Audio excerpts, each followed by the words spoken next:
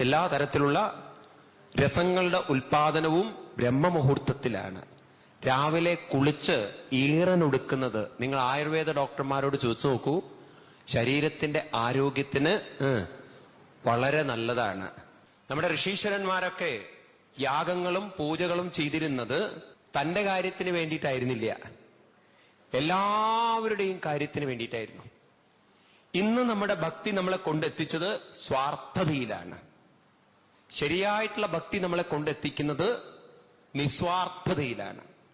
പ്രഹ്ലാദൻ എന്ന് പറയുന്ന 5 വയസ്സുകാരൻ ബാലൻ പറയുന്നു, ഈ ലോകത്തിലുണ്ടല്ലോ ചില ആളുകൾ മൗനം ചരന്തി വിജനേന്ന പരാർത്ഥനിഷ്ഠ. അവർ പലതും ചെയ്യുന്നു. എന്തിനു വേണ്ടിയിട്ട്? മറ്റുള്ളവർക്ക് വേണ്ടിയിട്ടല്ല, എല്ലാം തനിക്ക് വേണ്ടിയിട്ട്. നേതാൻ വിഹായ മോക്ഷയേഗോ നാന്യം തദസ്യ ശരണം ഭ്രമതോന്നുപശ്യേ. ഭഗവാനെ, ഞാൻ അങ്ങനെയല്ലോ. എല്ലാവർക്കും കൊടുത്തതിന് ശേഷം ബാക്കി വല്ലതും ഉണ്ടെങ്കിൽ എനിക്ക് മതി. ഇങ്ങനെയൊരു സംസ്കാരം നമ്മൾ വളർത്തിയെടുക്കണം. എല്ലാവർക്കും കിട്ടിയതിന് ശേഷം എനിക്ക് കിട്ടണം. നമ്മളെ സ്വാർത്ഥത ഉണ്ടല്ലോ, എത്ര കേട്ടാലും മാറില്ല. ഇത് വളരെ പ്രയാസമാണത്. ചിലയിടത്തൊക്കെ ഉണ്ടല്ലോ ഈ ഒരു പക്വത വരില്ല. ശരിയായ ഭക്തൻ എപ്പോഴും പ്രാർത്ഥിക്കുക, മറ്റുള്ളവർ കൊടുത്തിട്ട് മതി, മറ്റുള്ളവർക്ക് കിട്ടിയിട്ട് മതി, എനിക്ക് കിട്ടുക. Let them go first. നമ്മുടെ ഭാരതത്തിന് അങ്ങനെ ഒരു മഹത്വമുണ്ട്. ആദ്യം നിങ്ങൾക്ക്, പിന്നെ എനിക്ക്. നമ്മുടെ വീടുകളിൽ പണ്ട് അതിഥികൾ വന്നാൽ ആദ്യം അതിഥിക്ക്, അതിനുശേഷം നമുക്ക്. അതിഥി കഴിച്ചതിന് ശേഷമാണ് നമ്മൾ കഴിക്കുക. അതിഥിക്ക് എച്ചിൽ കൊടുക്കുന്നത്, നമ്മൾ കഴിച്ചതിന്റെ ബാക്കി കൊടുക്കുന്നത് പാപകരമായിട്ടാണ് പണ്ടുള്ളവർ കണക്കാക്കിയത്. എന്നാൽ അതിഥി കഴിച്ചതിന് ശേഷമുള്ള ഭക്ഷണം കഴിക്കുന്നത് ഏറ്റവും ശ്രേഷ്ഠകരമായിട്ടാണ് കണക്കാക്കി. എന്തിനേറെ നാം തൊഴുന്ന ഭഗവാൻ പോലും ഉച്ഛിഷ്ടമാണ് കഴിക്കുന്നത്. നേദ്യം നിങ്ങൾ കണ്ടിട്ടില്ലേ അമ്പലങ്ങളിലൊക്കെ? നേദ്യത്തിന് മുമ്പ് വല്ല ചടങ്ങുകളും കണ്ടിട്ടുണ്ടോ? ശീവേലി എന്ന് പറയുന്ന ഒരു ചടങ്ങ് കണ്ടിട്ടുണ്ടോ? എന്താ ശീവേലി കൊണ്ട് അർത്ഥമാക്കുന്നത്? അതിന് ശീവേലി പറയെങ്കിലും അതിന്റെ ശരിയായിട്ടുള്ള പ്രയോഗം ശ്രീഭൂതബലീനാണ്. എന്താ അതുകൊണ്ട് കാണിക്കുന്നത്? കണ്ടില്ലേ? പൂജാരിമാര് ചോറെടുത്ത് ഭഗവൽ ഭൂതഗണങ്ങളെ തൃപ്തിപ്പെടുത്തുകയാണ്. അപ്പൊ ഭഗവാന് നിവേദിക്കാൻ പോകുന്ന ചോറിന്റെ ആദ്യത്തെ ഒരു ചോറെടുത്ത് ഭൂതങ്ങൾക്ക് കൊടുത്തതിന് ശേഷമാണ് ആര് കഴിക്കുന്നത്? ഭഗവാന് നേദ്യം സമർപ്പിക്കുന്നത്. ഭഗവാൻ പോലും കഴിക്കുന്നത് ഉച്ഛിഷ്ടമാണ്. തന്റെ ഭൂതങ്ങൾ കഴിച്ചതിന് ശേഷം താൻ കഴിക്കുക എന്നുള്ളത്.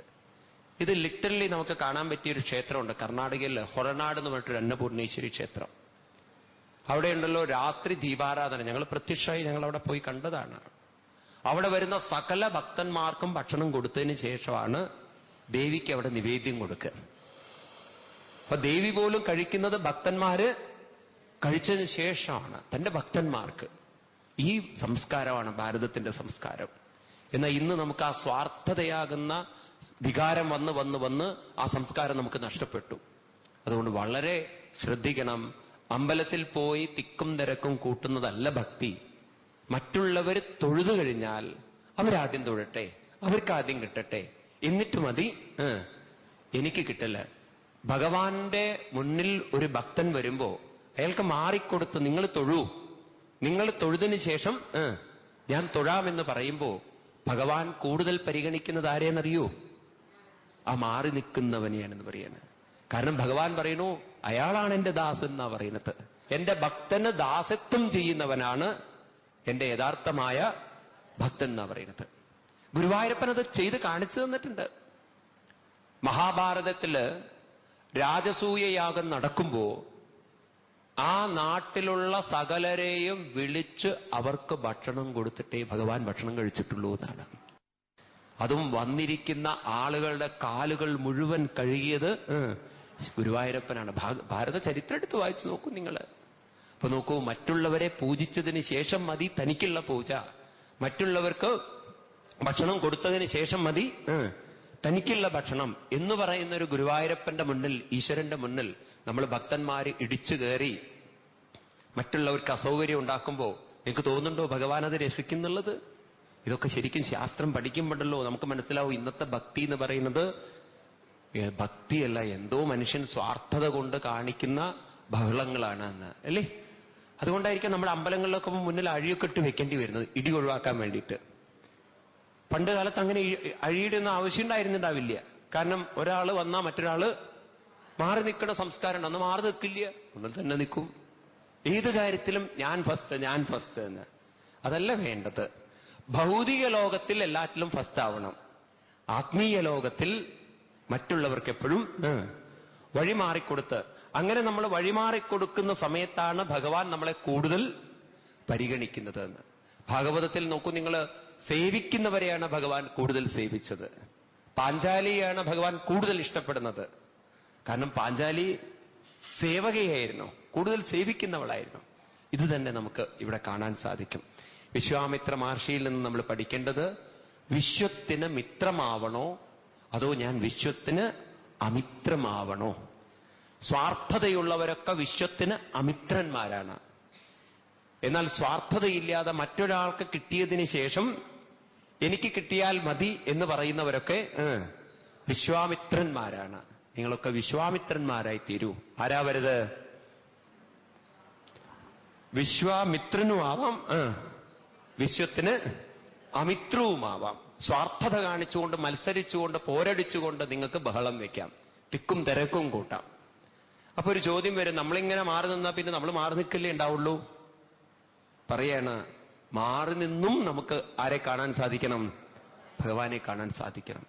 മറ്റൊരാളുടെ തൃപ്തിയിൽ നമുക്ക് തൃപ്തി കണ്ടെത്താൻ സാധിക്കണം.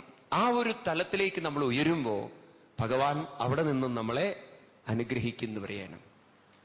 സുദാമാവിനെ തൃപ്തിപ്പെടുത്താൻ വേണ്ടി ഭാര്യയായിരിക്കുന്ന സുശീലാദേവി ഗൃഹങ്ങളിൽ പോയി യാചിച്ചു, ബ്രാഹ്മണ സ്ത്രീ. സുദാമാവ് ഗുരുവായൂരപ്പന്റെ അടുത്തെത്തി അവിൽപ്പൊതിയുമായിട്ട്. അപ്പൊ ഗുരുവായൂരപ്പൻ മനസ്സിൽ പറയാണ്, ഇദ്ദേഹത്തിന് അല്ല കൊടുക്കേണ്ടത് മുഴുവൻ തസ്യ പത്നിക്കാണ് കൊടുക്കേണ്ടത് എന്ന്. ഭഗവാൻ ആർക്കാ കൊടുക്കുന്നത്? സുശീലാദേവിക്ക് വേണ്ടിയിട്ടാണ്. ഭഗവാൻ വിചാരിക്കുകയാണ്, തസ്യ പത്നി പതിവ്രതായാസ്തു, അവർക്കാണ്, ആ പതിവ്രതയായിരിക്കുന്ന പത്നിക്കാണ് ഞാനിത് ആ ദുർലഭമായിരിക്കുന്ന സമ്പത്ത് കൊടുക്കുന്നത് എന്ന്. ഇപ്രകാരം ഗുരുവായൂരപ്പൻ കൊടുക്കണമെന്ന് പറയണം. അപ്പൊ അമ്പലത്തിന്റെ നടയിൽ ചെന്ന് ഇടിച്ചുകൂടി നിങ്ങൾ തൊഴുതു എന്ന് വെച്ചിട്ട് ഗുരുവായൂരപ്പൻ തരാൻ പോകുന്നില്ല.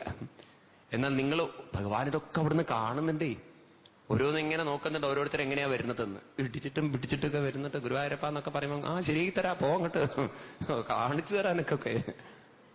നിങ്ങൾ വിചാരിക്കണ്ടോ ഭഗവാൻ അവിടുന്ന് പറയുന്നില്ല എന്നുള്ളത്? നേരെ മറിച്ച് ഭഗവാന്റെ മുന്നിൽ ഒരാൾ വരുന്ന സമയത്ത് വളരെ സന്തോഷം. അയാൾ ഇടി കൂടണോ? ഇടി. കല്യാണത്തിന് പോലും നമുക്ക് കാണാം ഈ ഇടി കൂടുതൽ. ജീവിതത്തിൽ ഒരിക്കലും ഊണ് കഴിക്കാത്തതുപോലെയായിരിക്കും മിക്കവാറും കല്യാണത്തിന് നിങ്ങൾ പോയി നോക്കൂ. ആ ഫസ്റ്റ് പന്തിയിൽ കയറാൻ വേണ്ടി ഈശ്വരാ ഡോറൊക്കെ ഇടിയിടിച്ച് ചെന്ന് വീഴുന്ന സാമ്പാറുകാരന്റെ മേലും, എന്നിട്ട് അവനെ കുറെ ചീത്തയും. മര്യാദയ്ക്ക് കണ്ടോടെ, കണ്ണില്ല മുഖത്ത് എന്നൊക്കെ. ആര് പറഞ്ഞു ഇടിക്കാൻ? ഇനി അതും കഴിഞ്ഞാല് ആ കൈ കഴുകുന്നിടത്തൊരു വേറെ ഇടിയുണ്ട്. ഒരിക്കലൊരു വീട്ടിൽ കല്യാണം നടക്കുകയാണ്. ഒരാളെ കൈ കഴുകാൻ വേണ്ടി 3-4 ആൾക്കാർ എടുത്തു ചാടിയിട്ടൊക്കെയാണ് വരുന്നത്. ഒരാളപ്പോഴേക്കും വെള്ളം എടുത്തിട്ടുണ്ട്, ടാപ്പും പൈപ്പും ഇത്യാദികളൊന്നുമില്ല. അപ്പൊ ബക്കറ്റിൽ നിന്ന് മുക്കിയെടുക്കണം. അപ്പൊ അയാളുടെ കയ്യിലെ മഗ്ഗുണ്ട്, ഇയാള് ചാടി ഒരൊറ്റ തട്ടത്. അപ്പൊ മറ്റേ ആള് പറയാണ്, നിങ്ങളുടെ വരവ് കണ്ടപ്പം നിങ്ങൾക്ക് എടുത്തു തരാൻ വേണ്ടിയിട്ടാണ് ഞാൻ ഈ വെള്ളം എടുത്തത് എന്ന്. കാരണം ആ വരവ് കണ്ടപ്പോഴേ എനിക്ക് തോന്നി ഇക്കണക്കിന് നിങ്ങൾ വെള്ളത്തിലേക്ക് വീഴുന്നു. അപ്പൊ ഞാൻ തന്നെ എടുത്തു തരാന്ന് വിചാരിച്ചിട്ട് എടുത്തു തന്നതെന്ന്. ഇങ്ങനെ ഒരു തീരെ ക്ഷമയില്ലാത്ത സ്വാർത്ഥന്മാരിൽ സ്വാർത്ഥന്മാരായിട്ട് കുറെ ആളുകളുണ്ട്. എപ്പോഴും നമ്മൾ പറയണം, ഞാൻ വിശ്വ അമിത്രനല്ല, ഞാൻ വിശ്വാമിത്രന്. നമ്മൾ ഓരോ സന്ദർഭത്തിലും നമ്മൾ വിവേകമുള്ളവരായിത്തീരുക. നമ്മളെ നോക്കിക്കൊണ്ടാണ് നമ്മുടെ കുട്ടികൾ പഠിക്കുന്നത്. നിങ്ങൾ വിശ്വാമിത്രന്മാരായാൽ കുട്ടികളും ആരായി? വിശ്വാമിത്രന്മാര്. ഇത് വളരെ വളരെ വളരെ ശ്രദ്ധിക്കൂ. നമ്മുടെ ആർത്തി നമ്മുടെ കുട്ടികളും കാണുന്നുണ്ട്. ആർത്തി കൊണ്ട് എവിടെ പോയിട്ടും കാര്യമില്ല. നാം മറ്റുള്ളവർക്ക് കിട്ടട്ടെ എന്ന് പ്രാർത്ഥിച്ചുകൊണ്ട് വേണം എന്തും ചെയ്യാൻ. അങ്ങനെയൊക്കെയാണ് നമ്മുടെ പ്രാർത്ഥനകളുള്ളത്. പിന്നീട് അവിടെ യാഗം തുടങ്ങി. അപ്പൊ യാഗം തുടങ്ങുന്ന സമയത്ത് അദ്ദേഹം വിശ്വാമിത്ര മഹർഷി ലോകത്തിന് നന്മയുണ്ടാവാൻ വേണ്ടിയിട്ട് ആ ഹവിസ് സമർപ്പിച്ചുകൊണ്ടിരിക്കുമ്പോഴാണ് രണ്ട് ബീഭത്സന്മാരായ അസുരന്മാര് ഇറങ്ങി വരുന്നത്. വളരെ ശക്തനായൊരു രാക്ഷസനെ കണ്ടപ്പോ ലക്ഷ്മണൻ പറഞ്ഞു, രാമ, ഇത് കുറച്ച് അപകടം പിടിച്ച കേസാണല്ലോ എന്ന്. ശ്രീരാമസ്വാമി ഒന്ന് പതറി, കുട്ടികളല്ലേ. എന്നാലും അസ്ത്രമെടുത്ത് അവന്റെ നേരെ തൊടുത്തുവിട്ടു. മാരീചനാണത്രേ ആദ്യം വന്നത്. അസ്ത്രം കണ്ടതും അവൻ ജീവൻ കൊണ്ട് ഓടിയെന്നാണ്. സാഗരത്തിലും അതുപോലെ തന്നെ മലകളിലൊക്കെ അഭയം പ്രാപിച്ചിട്ടും അഭയം കിട്ടാതെ വന്ന് രാമന്റെ പാദത്തിൽ വീണ്, കാൽക്കൽ വീണ് അപേക്ഷിച്ചപ്പോ രാമൻ അഭയം കൊടുത്തു എന്നാണ്. അന്ന് മുതൽ അവൻ രാമഭക്തനായി തീർന്നു മാറി എന്നാണ് പറയുന്നത്. എന്നാൽ മറ്റൊരുത്തൻ ഇളകി വന്നു. അവന്റെ പേരായിരുന്നു സുബാവ്. അവന്റെ വരവ് കണ്ടപ്പോഴേ ശ്രീരാമസ്വാമി പർവ്വതം പോലുള്ള ശരീരം അവന്റെ മാറിലേക്ക് നോക്കി അസ്ത്രം തൊടുത്തുവിട്ടു. അങ്ങനെ സുബാഹുവിനെ വധിച്ച് മാരീചനെ അഭയം കൊടുത്തു. ഇങ്ങനെ ശ്രീരാമസ്വാമി യാഗരക്ഷയൊക്കെ ചെയ്ത് യാഗം പൂർത്തി. വളരെ സന്തോഷമായി വിശ്വാമിത്ര മഹർഷിക്ക്. ഉദ്ദേശകാര്യം നടന്നു. കുറെ ദിവ്യ അസ്ത്രങ്ങളും കൊടുത്തു. അപ്പൊ ഇവിടെ സുബാഹുവിനെ കൊല്ലുന്നു, മാരീചന് അഭയം കൊടുക്കണു. ഈ കഥകളൊക്കെ ശ്രദ്ധിച്ച രസാണ്. താടകയുടെ സഹോദരനാണത്രേ ഈ സുബാഹുവും മാരീചാദികളൊക്കെ. അവളുമായിട്ട് ബന്ധപ്പെട്ടവളാണ്. എവിടെ ആസക്തിയുണ്ടോ, താടകയുണ്ടോ, അവിടെ സുബാഹു ഉണ്ട്. സുബാഹു എന്ന് പറഞ്ഞ അർത്ഥം എന്തായിരിക്കണം? കരുത്തമായ ബാഹുക്കൾ, കൈകളുള്ളവൻ എന്ന് വെച്ചാൽ എന്തായിരിക്കണം? ആസക്തിയുള്ളവൻ, മത്സരബുദ്ധിയുള്ളവനായിത്തീരും എന്ന് വെച്ചാൽ തന്റെ എന്താണ്, മസിൽ പവർ കൊണ്ട്, ഇന്നത്തെ ഭാഷയിൽ അതാണ് പറയാം, മസിൽ പവർ കൊണ്ട് അവൻ താൻ വിചാരിച്ച കാര്യം ചെയ്തിരിക്കും. അപ്പൊ ആസക്തി പോയാൽ ഏതും പോവും.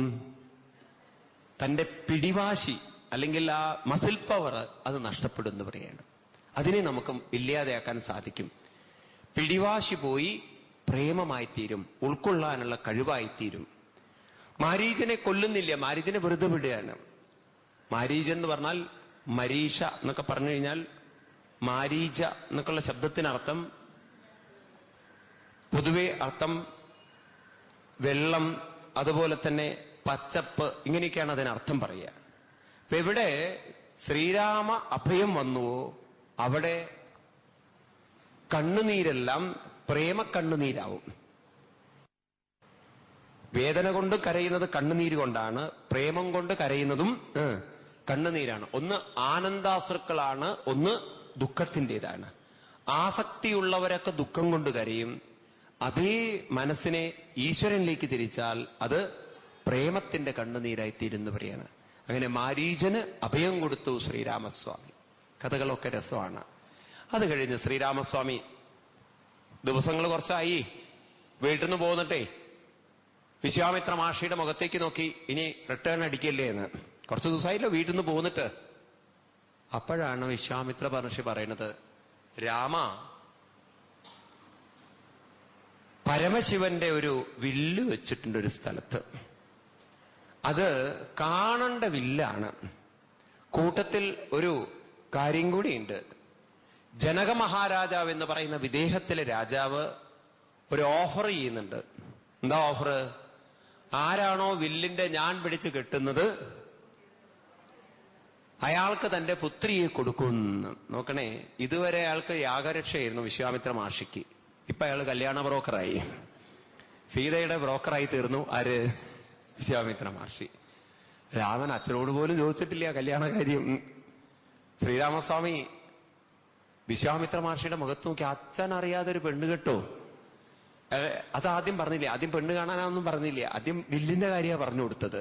ചിലപ്പം പെണ്ണ് കാണാൻ അവിടെ ഒരു സീത ഉണ്ട്, നമ്മൾ പോയി കെട്ടുക, നമ്മൾ പോവുക എന്നൊക്കെ പറഞ്ഞു കഴിഞ്ഞാൽ രാമൻ തിരിച്ചു ഓടും ചിലപ്പം. കാരണം അനുസരണമുള്ള കുട്ടിയാണ്, ധർമ്മം അനുസരിക്കുന്ന കുട്ടിയാണ്. അപ്പൊ അച്ഛനോട് പറയാതെ എങ്ങാനും പെണ്ണ് കെട്ടിയ കുഴപ്പമില്ലേ? അപ്പൊ അതുകൊണ്ട് ശ്രീരാമസ്വാമിയോട് അത് പറഞ്ഞില്ല, അവിടെ വില്ലിന്റെ കാര്യങ്ങളൊക്കെ വിസ്തരിച്ച് പറഞ്ഞു കൊടുത്തു. എന്നാ പിന്നെ വില്ല് കാണാൻ പോവാ. ലക്ഷ്മണനും പറഞ്ഞു തരക്കടില്ല, കാരണം പോയ വഴിക്ക് തന്നെ തിരിച്ചു പോകുമ്പോൾ ഒരു സുഖമില്ല, പുതിയ കാഴ്ചകളൊക്കെ കണ്ടിട്ട് പോവാലോ. അങ്ങനെ അവര് വിദേഹ നഗര രാജ്യത്തിലേക്ക് കടക്കുകയാണ്. അവിടെയാണ് ജനക മഹാരാജാവ് തന്റെ ഏകപുത്രിയായ സീതാദേവിയെ വിവാഹം കഴിച്ചു കൊടുക്കാൻ വേണ്ടി ഒരു നിബന്ധന വെച്ചിരിക്കുന്നത്. ദേവന്മാരാൽ നിർമ്മിതമായ പരമശിവനാൽ പരശുരാമസ്വാമിക്ക് കൊടുത്തതും പരശുരാമസ്വാമിയാൽ നൽകപ്പെട്ടതുമായ ശൈവചാപം, അതിന്റെ പേരാണ് ത്രയംബകം എന്ന് പറയുന്ന ചാപം. അത് പിടിച്ചു പൊക്കാൻ പോലും പറ്റാത്ത സാധനം. പണ്ട് കുറെ രാജാക്കന്മാരെ മെനക്കെട്ട് നോക്കിയിട്ട് ബാക്ക് പെയിനൊക്കെ വന്നവരുണ്ട്, കൈയൊക്കെ കേടുവന്നവരുണ്ട്. ഏതായാലും ശ്രീരാമസ്വാമിയെയും ലക്ഷ്മണനെയും കൂട്ടിക്കൊണ്ട് വിശ്വാമിത്ര മഹർഷി ജനക മഹാരാജാവിന്റെ സന്നിധിയിലേക്ക് കടക്കുകയാണ്. പോകുന്ന വഴിക്ക് പറഞ്ഞു, രാമ, ഇവിടെ നിന്നെ കൊണ്ടൊരു കാര്യമുണ്ട് എന്ന്. ഇതാണ് ഗൗതമാശ്രമം. ഇവിടെ ആ കാണുന്ന സ്ഥലമില്ലേ രാമ, അവിടെ നീ കാലൊന്ന് വെക്കണം എന്ന്. എന്തിനാ മഹർഷിയെ കാല് വെക്കുന്നത്? പറഞ്ഞു, അവിടെ ഒരാള് നിന്നെ കാത്ത് തപസ് ചെയ്യുന്നുണ്ട്. ആരാണ്? ഒരു ദേവി അവിടെ തപസ് ചെയ്തുകൊണ്ടിരിക്കുകയാണ്, അഹല്യ. എന്തിനാ അവളിങ്ങനെയായത്? പാവം, ശാപം കിട്ടി. ആരുടെ ശാപം? സ്വന്തം ഭർത്താവ് ഗൗതമ മഹർഷി ശപിച്ചു. എന്തിനാ ശപിച്ചത്? പാവം, ഇത്തിരി ഒരു വീഴ്ച വന്നു. അതെന്താ പറ്റിയത്? ഒരു ദിവസം ഗൗതമ മഹർഷി കുളിക്കാൻ വേണ്ടി സന്ധ്യയ്ക്ക് പോകുന്ന സമയത്ത് അഹല്യയുടെ അഭൗമമായ ദേഹസൗന്ദര്യം കണ്ട് മോഹിതനായി തീർന്നുവത്രേ ഇന്ദ്രൻ. ആ ദേവേന്ദ്രൻ അഹല്യയെ പ്രാപിക്കാനായി ഗൗതമന്റെ വേഷം കെട്ടിക്കൊണ്ട് ഗൗതമാശ്രമത്തിലേക്ക് പ്രവേശിച്ചു. വരുന്നത് ഇന്ദ്രനാണെന്നറിഞ്ഞിട്ടും കാമതൃപ്തിക്ക് വേണ്ടി അഹല്യാദേവി ഇന്ദ്രനെ സ്വീകരിച്ചു, കാമപൂരണം അനുഭവിച്ചു. എന്നിട്ട് പറഞ്ഞു, അഹല്യയ്ക്ക് കാമം വന്നു എന്നാണ് രാമായണത്തിലുള്ളത്. അഹല്യയ്ക്ക് ഇന്ദ്രനെ പ്രാപിക്കണം എന്നൊരു മോഹം അങ്ങോട്ടുണ്ടായിരുന്നു അത്രേ. രാമായണത്തിൽ അങ്ങനെയാണ് കാണുന്നത്, വാൽമീകി രാമായണത്തിൽ. അങ്ങനെ ഇന്ദ്രനാണെന്ന് അറിഞ്ഞിട്ടും സ്വീകരിച്ചു കഴിഞ്ഞ് വേഗം പറയാണ്, ഗൗതമൻ വരുന്നതിന് മുമ്പ് സ്ഥലം വിട്ടോളൂട്ടോ. അപ്പം തന്നെ മനസ്സിലാവുമല്ലോ. അല്ലെങ്കിൽ പറയില്ലേ, എന്ത്, ഇത്ര ചതി ചെയ്ത നീ നശിച്ചു പോട്ടെ, എന്തെങ്കിലും ശാപല്ലേ പറയുക തന്നെ ഇങ്ങനെ വഞ്ചിച്ചതിന്? ഇവിടെ ശപിക്കുകയല്ല ചെയ്തത്, രക്ഷപ്പെടാൻ വേണ്ട മാർഗം പറഞ്ഞു കൊടുക്കുകയാണ്. അങ്ങനെ ഇറങ്ങിപ്പോകുന്ന സമയത്ത് കയറി വരുന്നു ഒറിജിനൽ ഗൗതമൻ. പറഞ്ഞു ശപിച്ചു ഇന്ദ്രനെ, അകത്ത് വന്ന് അഹല്യയെയും ശപിച്ചു. രാമായണത്തിൽ കൊടുക്കുന്ന ശാപം ഇവിടെ നിങ്ങൾക്ക് കാണാൻ സാധിക്കുക. കൊടുക്കുന്ന ശാപം നീ കല്ലായിത്തീരണം എന്നൊക്കെയാണ് നമ്മൾ ഇവിടെ വായിക്കുന്നത്. പക്ഷേ വാൽമീകി രാമായണത്തിൽ നീ ഭസ്മത്തിൽ പോയി ചേരട്ടെ എന്നാണ്. വാതപക്ഷിയായിട്ട്, വായുപക്ഷിയായിട്ട് ഭസ്മത്തിൽ ചേരട്ടെ എന്ന്. എന്നാൽ എഴുത്തച്ഛൻ അധ്യാത്മരാമായണത്തിൽ കൊടുക്കുന്ന ശാപം കല്ലായിത്തീർന്ന് നീ വാതപക്ഷിയായിട്ട് ഇവിടെ ഇരിക്കൂ. അങ്ങനെ പറഞ്ഞതും കാൽക്കൽ വീണ് മാപ്പപേക്ഷിച്ച സമയത്ത് പറഞ്ഞു, രാമൻ വരും, പാദസ്പർശത്താൽ നിനക്ക് വീണ്ടും പാപവിമുക്തി വരും, എല്ലാ ദോഷങ്ങളിൽ നിന്നും മുക്തി വരും എന്നാണ്. ഇങ്ങനെ ശ്രീരാമ നീ കാല് വെച്ച് കഴിഞ്ഞാൽ അതിൽ നിന്നും പൊങ്ങി വരും ആര്? അഹല്യാദേവി. ഇതൊരു വളരെ ചിന്തനീയമായൊരു കഥയാണ് ഈ അഹല്യ ശാപം എന്ന് പറയുന്നത്. അഹല്യയെ ഗൗതമ മഹർഷി ശപിക്കാൻ കാരണം അഹല്യാദേവിക്ക് പോലും എന്തു വന്നു? ഭർത്താവ് ജീവിച്ചിരിക്കെ അന്യപുരുഷനെ പ്രാപിക്കാനുള്ളൊരു കാമം വന്നു, ഒരു മോഹം വന്നു. ആ കാമമാണ് അവരെ ആരാക്കി മാറ്റിയത്? കല്ലാക്കി മാറ്റിയത്. ഈ കല്ലാക്കി മാറ്റുക എന്ന് പറഞ്ഞാൽ വളരെ ചിന്തനീയമാണ്. ഈ ഗീതയിലൊരു ശ്ലോകമുണ്ട് 13-ാം അധ്യായത്തിൽ. അവിടെ ശ്രീകൃഷ്ണ ഭഗവാൻ പറയും, ഇതം ശരീരം കൗന്ദേയ ക്ഷേത്രമിത്യഭിധീയതേ ഏതദ്യോ വ്യക്തിതം പ്രാഹു ക്ഷേത്രജ്ഞയിതി തദ്വിത. ഈ ശരീരം ക്ഷേത്രമാണെന്നും ഈ ശരീരത്തെ ചൈതന്യവത്താക്കുന്നവനാണ് ക്ഷേത്രജ്ഞനായിരിക്കുന്ന ഈശ്വരനെന്നും പറയും. അപ്പൊ ഈ ശരീരം ക്ഷേത്രമാണ്, ഇതൊരു ശിലയാണ്, അല്ലെങ്കിൽ ഇത് മണ്ണാണ്. അപ്പൊ നീ മണ്ണിനോട് ചേരട്ടെ, നീ ഭസ്മമാവട്ടെ, കല്ലായി തീരട്ടെ എന്ന് പറഞ്ഞാൽ എന്തായിരിക്കണം അർത്ഥം? നിന്റെ മനസ്സ് മുഴുവൻ ചൈതന്യത്തിലേക്ക് ഉയരുന്നതിന് പകരം ശരീരഭാവത്തിലേക്ക്, സ്ഥൂല വസ്തുക്കളിലേക്ക്, ഭോഗവസ്തുക്കളിലേക്ക് ചേരട്ടെ, നാശമുള്ളതിലേക്ക് ചേരട്ടെ. അപ്പൊ മനസ്സ് നാശമുള്ളതിലേക്ക് ചേരുന്നതിനെയാണ്, മനസ്സ് ശരീരത്തോട് ചേരുന്നതിനെയാണ് കല്ലായിത്തീരട്ടെ എന്ന് ശാപം കൊടുത്തിട്ടുണ്ടാവുക. നിങ്ങൾ ആ അർത്ഥത്തിൽ വായിക്കുന്ന സമയത്ത്. അപ്പൊ ശ്രീരാമ പാദങ്ങളാൽ നിനക്ക് മുക്തി കിട്ടും എന്ന് പറഞ്ഞാൽ എന്തായിരിക്കണം അർത്ഥം? എന്ന് മനസ്സ് ക്ഷേത്രജ്ഞനായിരിക്കുന്ന രാമപാദങ്ങളിൽ ആശ്രയം കണ്ടെത്തുന്നുവോ അന്നേ ശിലയിൽ നിന്നും അഹല്യാദേവി ഉയരുകയുള്ളൂ. പേര് തന്നെ രസാണ്, അഹല്യ എന്ന്. മനസ്സിൽ പ്രതിഫലിക്കുന്ന പ്രതിബിംബമാണ് ഈഗോ, അഹം എന്ന് പറയുന്നത്.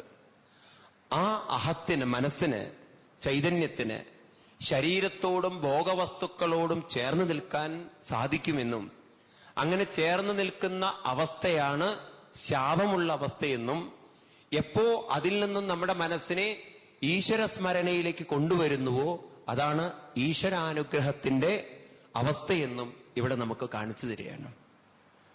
അപ്പൊ എന്തുകൊണ്ടാണ് കല്ലായി തീർന്നത്? കാമമെന്ന വികാരം മനുഷ്യനെ കല്ലാക്കി മാറ്റും. കല്ലെന്ന് പറഞ്ഞാൽ നിങ്ങൾക്ക് മനസ്സിലാവുന്നുണ്ടോ അറിയില്ല. കല്ലെന്ന് പറഞ്ഞാൽ സ്ഥൂലമായിരിക്കുന്ന വസ്തുക്കളിലും വ്യക്തികളിലും ആയിരിക്കും മനസ്സ് നിൽക്കുക. നശിച്ചു പോകുന്നതിൽ മനസ്സുറച്ചു നിൽക്കുന്നതിനെയാണ് കല്ലായിട്ട് മാറുക എന്ന് പറയുന്നത്. ഇപ്പൊ രാമനുമായിട്ടുള്ള സമ്പർക്കം വരുന്തോറും, ഈശ്വരപ്രേമം വരുന്തോറും കല്ലിൽ നിന്നും അഹല്യ ഉണരുന്നു പറഞ്ഞാൽ ഭോഗചിന്തകളിൽ നിന്നും, ഭോഗസംസ്കാരത്തിൽ നിന്നും മനസ്സ് ഈശ്വര സംസ്കാരത്തിലേക്ക് ഉയരുന്നു പറയാണ്. അപ്പൊ നമ്മളോട് സ്വയം ചോദിക്കേണ്ട ഒരു ചോദ്യമുണ്ട്.